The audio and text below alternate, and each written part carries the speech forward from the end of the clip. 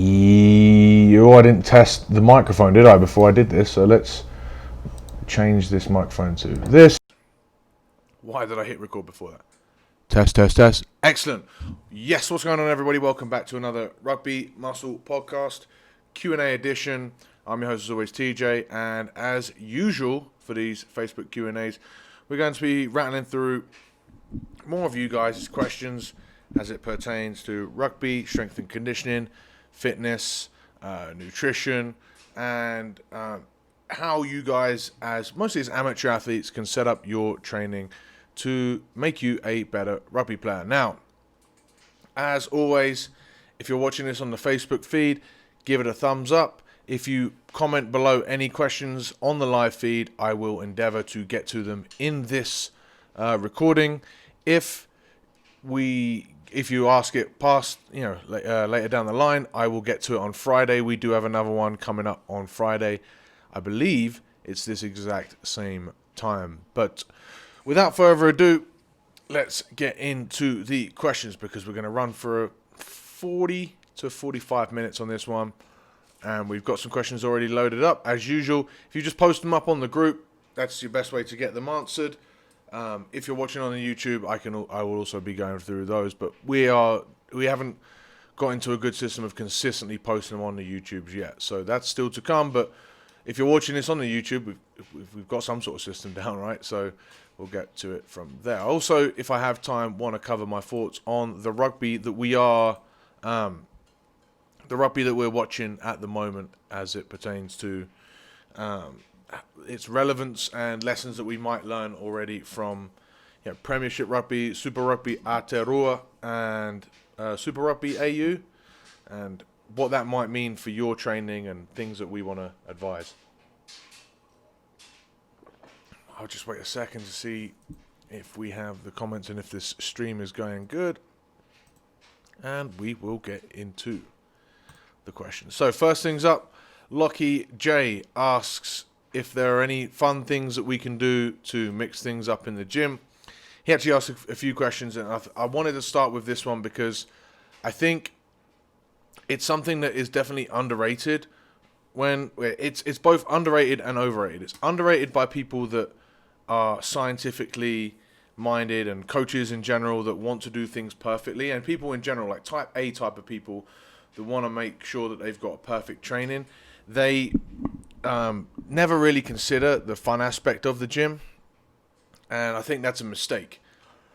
I think that the more you can enjoy your training, the more effort you're going to put towards it. Like, if you take someone that's doing a job that they hate, and if we look at your training as a job, if you take anyone that's doing something that they hate, and you tell them to put their best effort, and especially when we're talking about the amount of consistent effort that you need to become a better rugby player and to make significant changes in the gym, those changes that requires a lot of long-term consistent effort. And if you're not enjoying what you're doing in the gym, there's a very much a good chance that you'll drop out and you'll be one of these people that is kind of flaky, goes for a couple months and then stops before you get into a real good groove.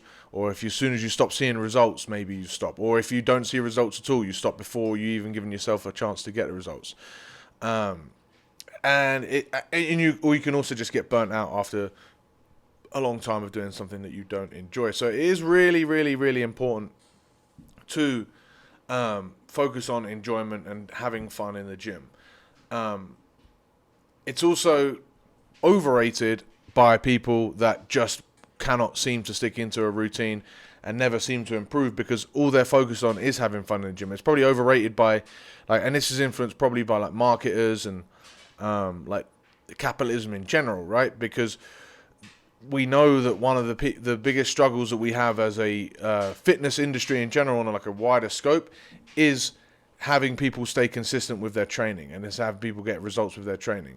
And then they know that's because they don't enjoy it. So that's why you come out with things like fucking Zumba or CrossFit or whatever workout you want to come out with. You've seen it on a YouTube ad before you've watched a video. Like there's this new thing and they're showing people smiling and having fun when they're in the gym and they're smiling doing fucking exercises, which is just ridiculous. But you shouldn't, it's not all about having fun. It is about, like, remember, you're in there first and foremost to get some sort of result. And if that result is just to burn a bunch of calories, you can have fun and you can do whatever. You can just go outside and walk. You can pick whatever activity you want. But if you are going into the gym, you specifically want to either, gain some muscle, significantly burn some fat whilst getting stronger, hold on to your muscle mass. And you guys listening to this and watching this video will be those guys that want to improve as a rugby player. So rugby is the thing that you enjoy it, but your gym training more than anything else is a means to an end. So you want to have enough fun so that you are enjoying your training and so that you can stay consistent and so that it's not a grind. We definitely state how important it is to grind and hashtag grind, and this hustle mentality that is fucking plaguing social media at the minute is something that, like, where we show off how hard we're working and how much we hate what we're doing, but we're still pushing through anyway to show how, like, tough we are. It's a weird thing that we're doing, and I don't think it's helping at all. You should really, at the end of the day, you're going to the gym because you choose to do it, because you choose to, you want to become either a better rugby player if you're watching this, or you just want to improve your physique or whatever it is, but you're choosing to spend your time doing such. A lot of people don't do that. A lot of people will just sit home watching TV because that's, to them, is more fun. You're making the choice to go to the gym, so you want to make sure that it's something that you enjoy and that your training is something you enjoy. Now, number one, after all of that preamble, number one in ways to make things fun in the gym is going to be get results. There is nothing that's more enjoyable than, like, success, right? And that's probably why you're in the gym in the first place, is because you want to increase your success on the rugby field. Because if you win a game of rugby, it's more fun than if you lose. Same thing in the gym. If you continually progress and you have success in the gym, you look back on your training and you see how much you've gotten stronger. You can look in the mirror over the past, few months, and you can see that your physique has changed.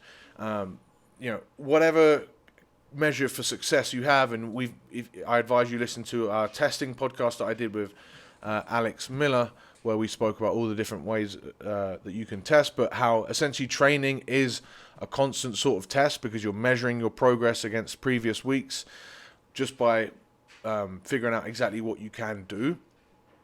By doing that, you can see that you consistently make progress. And I think that's why, to me, like, the weights is one of the best ways to stay consistent with any training, is because you can see, like, there's nothing more fun than seeing those weights go up, seeing yourself add more weight to that bar, or seeing yourself lift the bar more explosively, or add height to a box jump.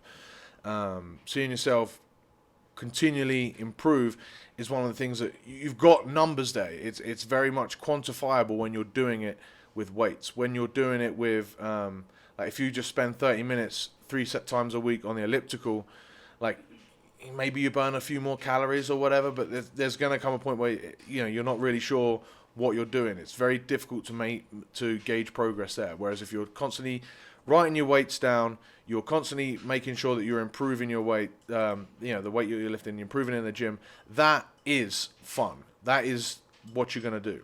And you have to understand, again, you're making the choice to do that, and that's what's making it enjoyable for you. It's the whole reason that you're there. So sometimes the fun goes out of it because you question whether you're actually making any progress, and if you're going to the gym to try and improve and you're questioning yourself, it becomes a bit of a drag, right? So you want to avoid that. You want to make sure that you are consistently making progress. Another way is to, quite simply, either listen to some really good music, listen to, like, podcasts can actually work. I've gone back and forth on this. Sometimes I think if you're listening to a podcast in the gym, it's very difficult to maintain intensity. But the more I've thought about this, like, the more I've thought that, like, if you're just focused in on what you're doing and the weights that you're lifting, then the podcasts are a nice little respite whilst you're, between sets and whatever. And then you can block it out. You're not listening to the podcast whilst you're doing your lift, and that lift might last anything between 20 to 45 seconds, and you don't have to be listening to the podcast and paying attention during that time. awesome music or a podcast or something listening to, or go with a training partner. That training partner doesn't even necessarily have to do the same program as you, but just having someone there that you can just have a good bit of a chit chat back and forth. You can see each other lift, you can support each other, you can G each other up. Like that's going to be another thing to make you consistent. That's going to be another thing that is going to make you accountable, because you're going to make sure that you can't just skip the session because you're letting someone down. And if you don't skip the session and you stay consistent, guess what? You're going to make more progress. And if you make more progress, it becomes more fun. And just the more you can get into that routine, the more fun you're going to have in the gym. And then a third and final point I will say to talk about having fun in the gym is you need to, you want to make sure, I've said earlier already, that it's not going to be a grind, but you want to make sure that whilst you don't want to do random training and just switch things up to keep the muscles guessing or CrossFit, do any of that stuff, right? You want to actually consistently make progress. If you plan your training as such, whereby on a 6 week to 2 month or 6 to 8 week basis or a monthly basis, you make small adjustments to your program, so you've got key things that you keep in because you want to keep working at things for more than 4 weeks. You keep a few key movements in, and then you change up whatever, you periodically change up the exercises, you periodically change up the rep ranges. As a rugby athlete, you have the opportunity to change so many different things. You have the opportunity to work on power, work on strength, work on speed, work in different rep ranges for hypertrophy, but depending on that, work on any different conditioning modalities. There's so many different ways that you can make it more enjoyable, or you can just make it sort of new for you, and that in itself is going to make it more fun, right? It's a new challenge every month. If you do the same thing after 12 weeks or 16 weeks of grinding in the same program day in and day out, it gets exhausting and mentally exhausting. Again, if you're mentally exhausted by what you're trying to do in the gym, very difficult to have fun, very difficult to stay consistent. So I would say using periodization is not just a mechanism to improve all the different areas that you need to improve for rugby. It's actually a very good way to keep things fresh in the gym as well, right? That works both ways, and that ticks both boxes. And why that's such a fantastic thing that you guys need to really wrap your head around is that not only do you keep things novel to have them more fun, but you stick with them long enough to make progress, and you also, consistently make progress in all the different areas, but you switch things up, often enough that you're constantly going to be challenged in a new way. You almost avoid, getting to a point where you might plateau, because you reach to like a tipping point and a point where you might plateau maybe with your strength, and before you have to go through that mental grind of adding no weight or no reps to the bar for 3 weeks, you cut out the strength and you do maybe you lighten the weight and you do some power work with that weight, and then when you come back to the strength, yes, you've dropped down because you've de-practiced, but you've got more potential to get higher in that area. So changing up your routine regularly is a massive way to do that. Now, that's the biggest thing that I think I supply here with Team Rugby Muscle, which will be relaunching with our new software in the coming weeks. If you want to get in on our beta tests that I'm running with the guys that are doing it right now, shoot me a message, TJ_rugby or TJ@rugby-muscle.com, and I can get you in there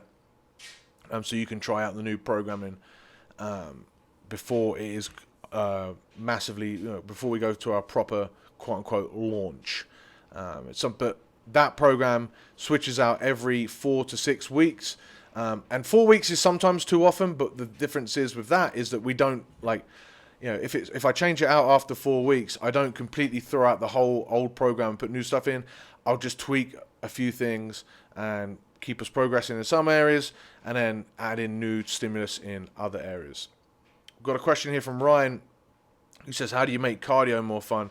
This is very interesting, actually, and I've just recorded a new video that will be going up on the Rugby Muscle YouTube channel in a couple of weeks, expand on that physical preparation pyramid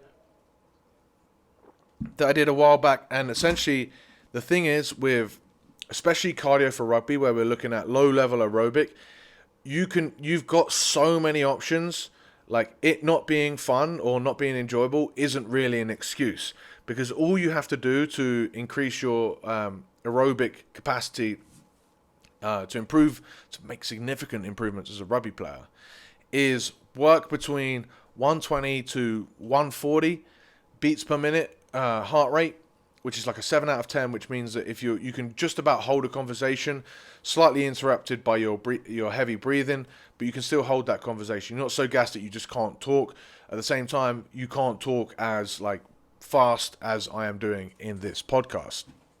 So even if you don't have a heart rate monitor, it's okay. It's like a 6 or a 7 out of 10, right?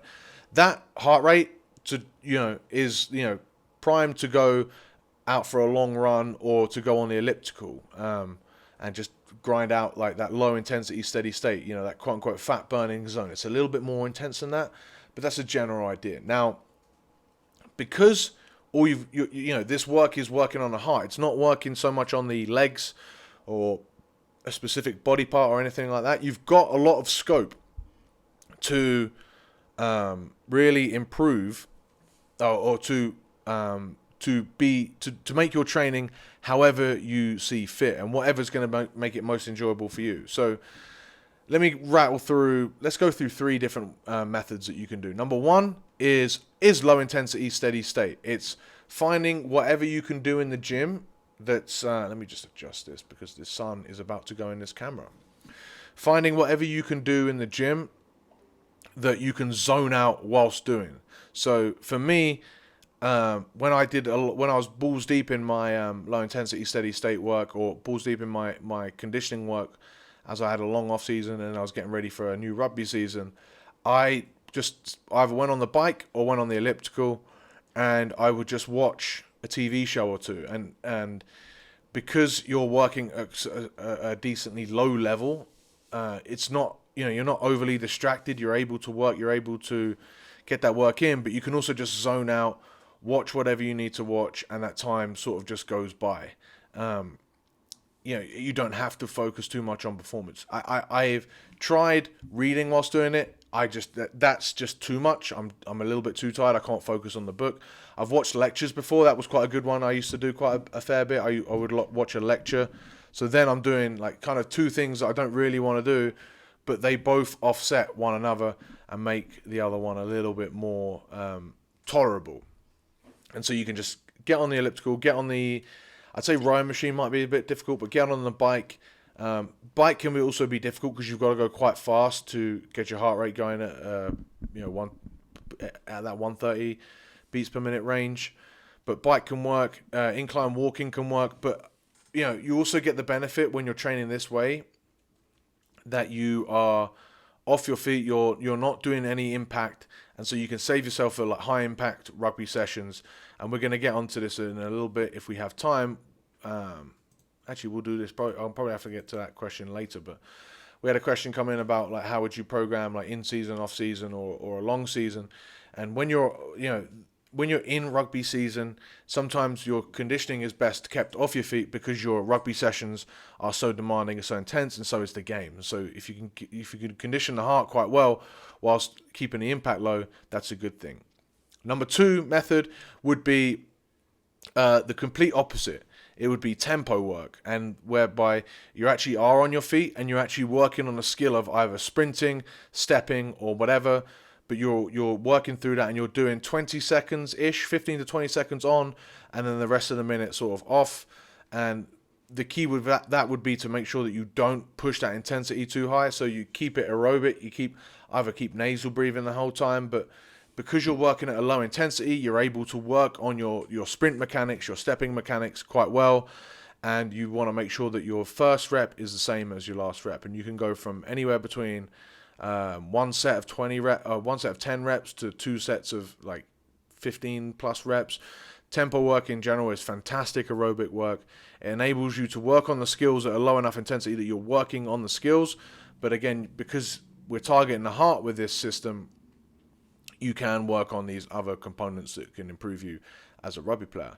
The last one on this would be like any sort of circuit training, and you can set up any, like, again, there's a million different ways that you could do it, but you can set up any sort of strongman circuit or core circuit or even a hypertrophy circuit where you're, you're working around different muscle groups and getting a good burn on the muscle. If you set up a circuit whereby you're looking at whatever weaknesses that you want to improve, or if you're spending, say you spend 4 sessions working on your weaknesses, this is the one session that you could do just to sort of get through and do enough work on the stuff that you're already good at. And then you can just maintain that because it's a low intensity. You see from this, so many different ways that you can do it. The key would, and you would set up, anywhere between 4 to 10 stations, work between those, and you would figure out whether that means you're working for 30 seconds, a minute, or 2 minutes on each station, or whatever it is. It could be 20 reps, could be 30 reps, could be 15 reps. I wouldn't go any lower than that because then you would have to push that heart rate a little bit high. You could rest between from 30 seconds to a minute. You could also not rest between. You could go straight from exercise to exercise. And as long as you work at that right intensity, you've got that scope to work on whatever your weaknesses is. Or if you're doing a circuit and you can just want to make it fun, you can do that as well. You're cycling through either, you can do like those battle ropes, you can do different drills, hitting the bag drills sort of thing. And as long as you're keeping that heart rate in the right intensity zone, then to me, because you're switching up every 30 seconds or every minute, it's more fun. It's the complete opposite of sitting on that elliptical and just getting through that work that way. But that's usually where the beauty always is in this sort of thing, is either end of the spectrum. When we get muffled in the middle is when we don't get anything out of either of those. So you want to keep that low intensity, and however which way you want to do it, whether it's your mind is completely off the work and you're focusing on, maybe you're watching TV, maybe you're watching a lecture. Again, it's fantastic advice for those guys that are students. Or you could watch game footage whilst you're doing it, and your mind is off the work that you're doing. That's a really good way to develop the heart. But at the same time, the complete opposite end of the spectrum is focus on the movements that you're doing. And as long as they're low enough intensity, you're going to be able to work the heart rate whilst also working on those movements. And again, that takes your focus off the boring, monotonous nature of working at that intensity. Boom. So, Ryan, hopefully that answers that question in terms of making cardio fun. And I think the last thing I would say with cardio is it's something that, in terms of conditioning, or no, if we're talking about cardio, it's not something that you always want to be doing all the time. It's something that you're doing for a specific purpose to increase your aerobic capacity. Now, if you're in season, most of your cardio is going to be done through rugby. If you're in pre-season, most of your cardio is going to be done in your gym sessions. If and you should be improving that way. You don't just need to arbitrarily do cardio. If you're talking about fat loss, a better way than cardio is going to be just getting in your steps, just walking enough, moving enough. Especially as we're talking about this lockdown that everyone's sort of been in. Our activity levels have dropped right down. I'm in my apartment here, and it's maybe 20 meters by 20 meters or something like that. It's not big. There's not a lot of room for me to go anywhere. Okay, but I walk my dog 2 or 3 times a day on a long walk. That gets my steps in. I walk to the gym. That gets my steps in. I have to actively make points to get my steps in this way. I'm not coaching, so it's just finding different ways to move is going to elicit more fat loss than doing quote unquote cardio. And then if you want to improve at certain aspects of rugby, that should be fun in itself, and you've got to figure that out for yourself. Next one comes in. Thoughts on quarter squats. So quarter squats, like most things in the gym, can have their place if they're done right. Quarter squats, if they're heavy enough, like quarter squats are for a specific purpose of getting stronger in that very end lockout range, which can have benefits to your power because when you're like jumping, when you're sprinting, you're not going into a full squat all the way down. You're just moving that last little bit. And quarter squats can definitely help you. They've been shown in many studies to help jump height. Now, whether that translates to sprinting, the jury might be out still on that. I believe it can have its place, and I've programmed them a few times. I've done them myself a lot, and it can have its benefit. The negative of quarter squats is that it just takes a long, it takes a long time to set up because you've got to stack up that bar quite heavy. And obviously you've got to clean it. You're not going to just leave those weights on the bar, are you? You better not. If you do quarter squats, you're also potentially you have to make sure that you perform a full squat very well. A lot of people don't. So make sure that you've got a very good full squat before you worry about doing quarter squats. And if you can't do that, then I would suggest doing either rack pulls or just jumps in general and just moving better in general before you worry about quarter squats. Quarter squats are something that are sort of reserved for someone that can already move pretty well. And once you can move pretty well, then you can really load up that end range. And loading up that end range is really going to benefit you in terms of your power, in terms of your speed.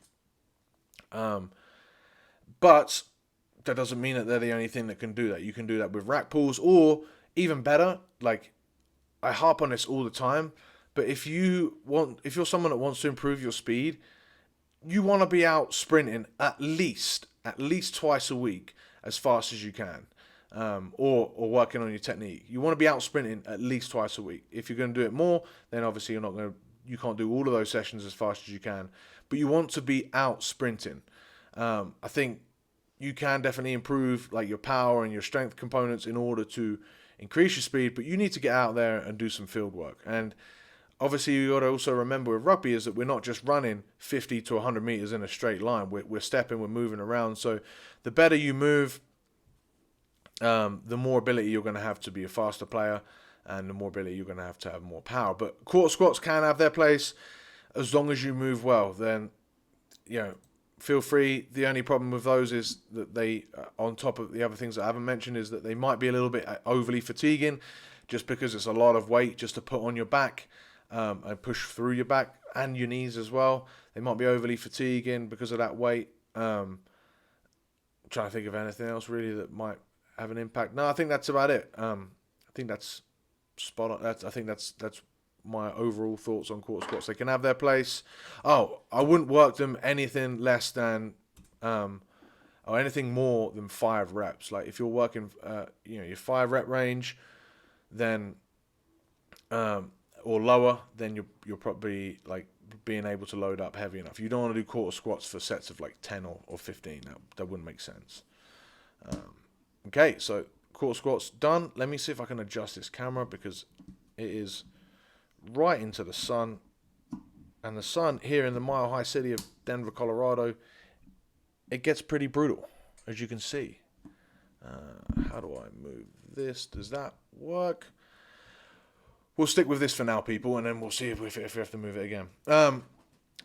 We will go for hopefully 2 more questions. Increase neck size without cramping up. Well, you're doing something wrong if you're cramping up. I'd say to increase your neck. Nope, this sun is being a complete live Q&A poo-pooer. Does that work? Feels like it works. And it looks like it works too, which is more important. Sorry, people, let me just adjust this stand here.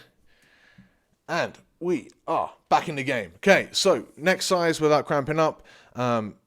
You got it. So first and foremost, disclaimer: you've got to be very, very careful when you're doing neck strength and neck sizes. If you fuck up your neck, that is tragic. You can mess up an elbow by going too heavy on bicep curl. No one really cares. You just hurt it a little bit, and eventually you can rehab it. If you mess up your neck, that could be very, very damaging. Not just to your rugby career, but to your life. So be very careful with this stuff. Now, with that out of the way, we should be looking to improve our neck strength, or more importantly, our neck size, because that's going to help us. There's definitely theory out there to say that it's going to help from concussion. I myself, as I was getting towards the end of my career and fighting towards, to staying off, to staving off the last couple concussions that ended my career, I did a lot of neck work.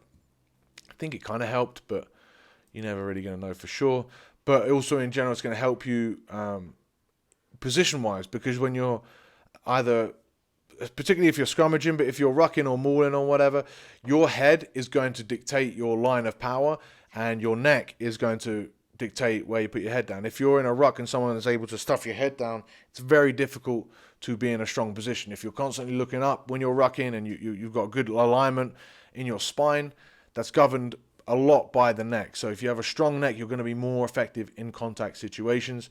So increasing neck size and strength is something that I think a lot of rugby players should look to do, a lot more than the general population will look to do. But then again, I'm also kind of biased, because I think that if you're someone in a general population that goes to the gym and spends all this time working on your arms or your calves that are covered up all the time, and you've got this neck here that's exposed no matter what, unless you're wearing one of those Ron Burgundy roll neck style sweaters, you know, your neck is exposed to everyone. It's something that people will see, and to see how muscular you are. I think having a strong, impressive neck is something that generally guys should look to do.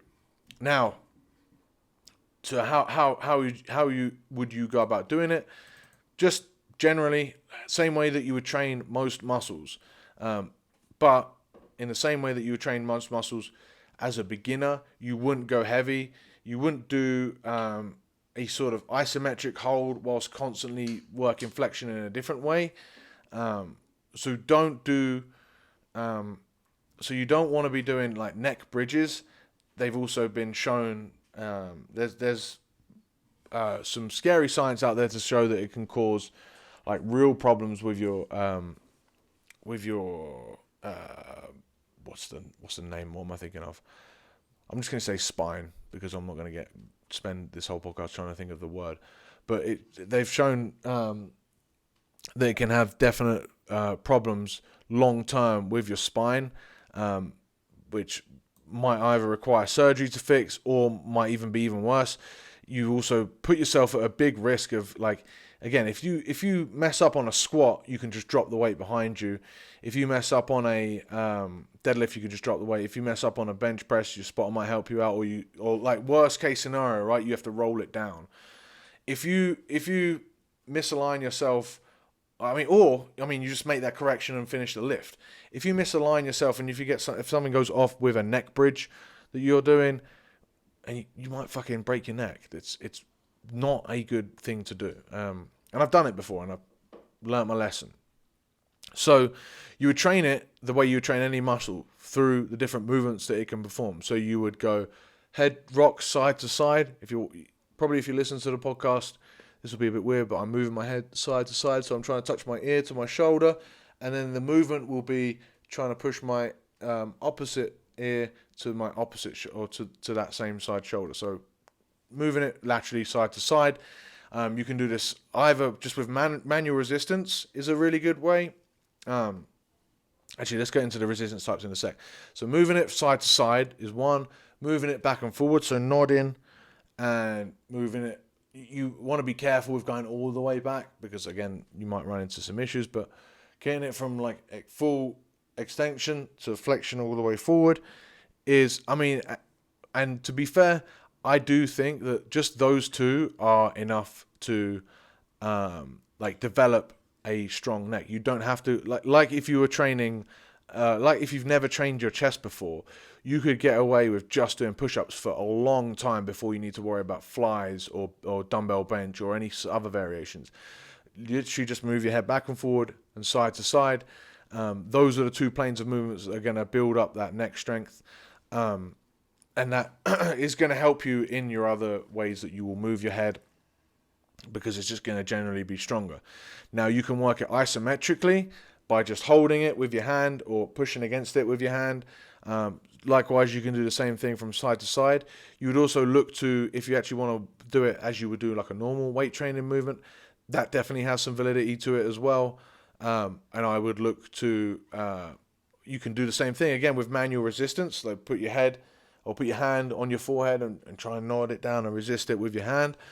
The problems that you're going to run into there is what we spoke about earlier, is that like ability to gauge your progress, see your weight go up week to week to week.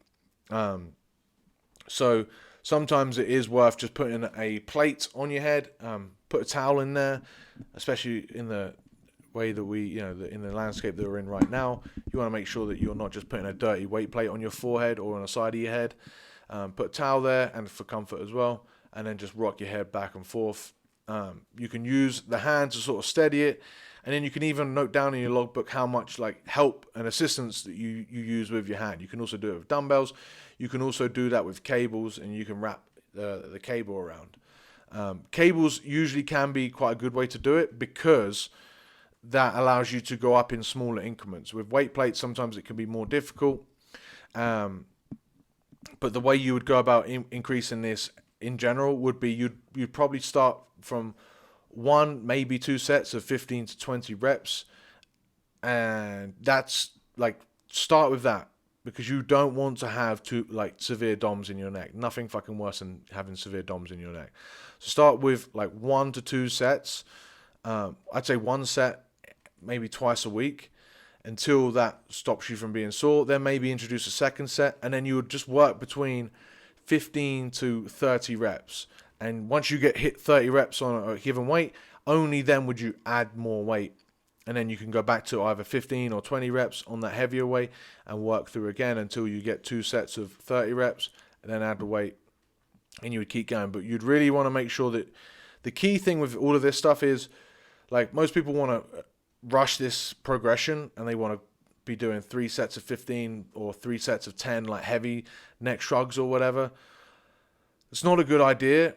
It's, and you could literally do 2 sets of 20 2 times a week with the same weight, and like you would grow decently on that as long as you stayed consistent. The biggest problem that you're going to find when you're doing neck training is that it's going to be something that probably comes at the end of your session, which is probably a good thing anyway, but it's something that comes at the end of your session, and you're more likely to skip it. And then once you've skipped it once, you justify skipping it twice. Next thing you know, 3 months have gone by, and you said 4 months ago that you were going to stick with this neck training regime, and you've dropped it. So the biggest thing would be to stay consistent with it and just work maybe twice a week, 2 sets of 20 to 30. Not like weight on your forehead, weight on the back of your head, weight on your left side of your head, weight on your right side of your head. Simple. Work through those progressions, and you will see some good neck growth. Final point on this is that once you've got past that range, I think there is something to be said for working rotation. Obviously, if you've been like really, if you're balls deep in this like gym research thing like I am, you'll have seen this thing come out called the Iron Neck, and it's just this fucking, I think it's like $500 sort of gizmo. Actually, I have no idea how expensive it is. I know it's expensive, but it's this expensive gizmo that looks like your head turns into Saturn, the planet, because it's got these big rings around it, and you sort of rotate your head, and it's looks like a good bit of equipment. If you owned a rugby club, you'd probably buy a couple, and then you would tell your players to use them. If you're just someone that's interested in getting a bit of a bigger neck, maybe there's much better investments to spend your money, I would suggest. Particularly because of the things that I've already said, that like those other movements are going to give you as much benefit as you need for now. Only once you've got advanced, then we might look at loading this rotation, which, when you're like, if you're saying no, essentially, right? If you're shaking your head. And the way I found that actually works is if you get your own towel, and you would wrap it through like a handle on a cable machine, and then you would bite on that towel. And then once you've bitten on that towel, you would just rotate your head side to side with the towel in your mouth. Now, the biggest danger you're going to run into there is maybe the towel and the weight pulling all your teeth out. But the point is that we're going so light that we're working 20 to 30 reps that it's not going to really do too much damage. But that's what I've sort of theorized. And again, I think for most people listening to this podcast and watching this video, it's beyond the scope of what you need to do. What you need to do is consistently a couple times a week. If you really do want to grow your neck muscles, it's 2 or 3 times a week, 2 to 20 sets, front, back, side to side, flexion, head off the end of a bench, or manual resistance with your hand. Easy peasy. Problem is just sticking with it. Last question. Is about playing year round. That's going to have to be, I want to give that more justice than 5 minutes of podcasting here. So I will wait around to see if we have any more questions. Otherwise, I will discuss about the return of the Premiership rugby season. So been enjoying watching the Premiership rugby. It's been awesome that all the games have been televised. It's been awesome that they're all on and that they are playing. I think, as we saw with Super Rugby Aotearoa, the penalties are sort of taking over. I do think it's a good thing. I think teams need to adjust. I think the game needs to be refereed properly, particularly the breakdown area, and we're starting to see that, which meant a lot of penalties in the first couple of weeks. And just like Super Rugby Aotearoa, it's sort of seemed to have died down a little bit. But what we are seeing, or we definitely saw last week when they played 3 times in the space of 1 week, that was brutal for all the players. All the teams looked fatigued. They looked like, they were, particularly when you're mixing in big squads, it's a struggle to stick with the system. It's a struggle to know what you're doing. The exceptions to that are the 2 best teams in the Premiership by a long way, the Exeter Chiefs and the Saracens, because those 2 teams, it looks like 1 to 50 of their playing staff all know exactly what they should be doing at all times. And because they know that, they are so incredibly efficient. They're so much ahead of everyone else, because whenever they get the ball in the opposition's 22 or their own 22 or in the middle or on the left or, with 10 minutes to go or whatever, the whole team, the whole squad knows what their roles are, which makes their jobs a lot easier. It looks like they're fitter, but it's just because they're running almost on autopilot, which just allows them to stay much more in control of the game.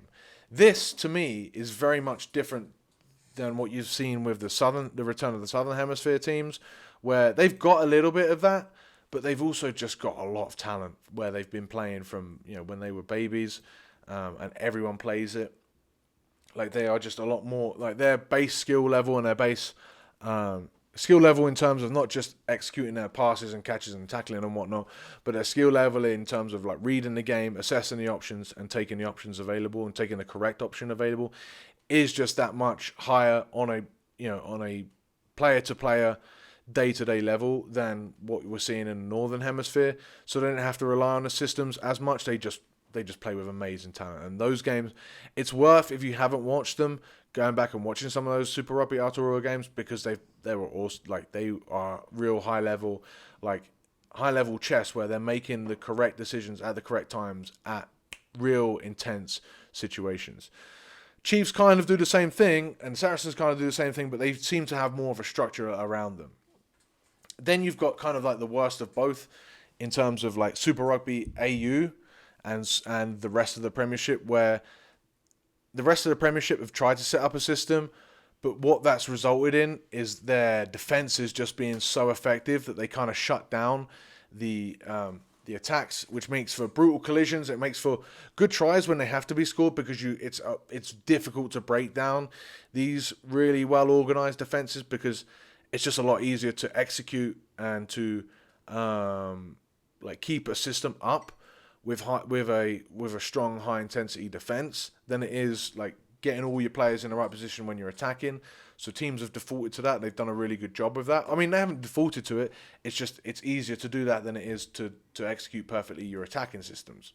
On the opposite end of the spectrum, but also in a negative light, is Super Rugby AU, where they don't really seem to have too much of a system. They have their set plays, and then they just sort of play what they see from there, which is fine, and it works because they just don't have, their defenses are a lot weaker, in my opinion. They've got a little bit more innovation in attack. they're a lot more likely to sort of just go from anywhere. So that helps, and it makes it like a different product to watch. But I myself enjoy like big high intensity collisions and like pure rugby, which I think we're seeing with the Premiership. And I think as the season now winds up, we're going to start to see, especially the teams like top 7 or and above, and Saracens really push it out and see where they can go from there, and really like step it up a little bit more. So I'm excited to watch the rest of the rugby. I always say my biggest advice to a lot of people is if you want to get better at rugby, in your free time, watch a lot of rugby, analyze it, see what you can take out of it, see what you can add into your game, see what teams, players are doing, not just in your position, but in general, what their systems are and how they play, and how you can do that, and figure out how you can like utilize some of that in your game. All right, that'll wrap it up. It's been 45 minutes.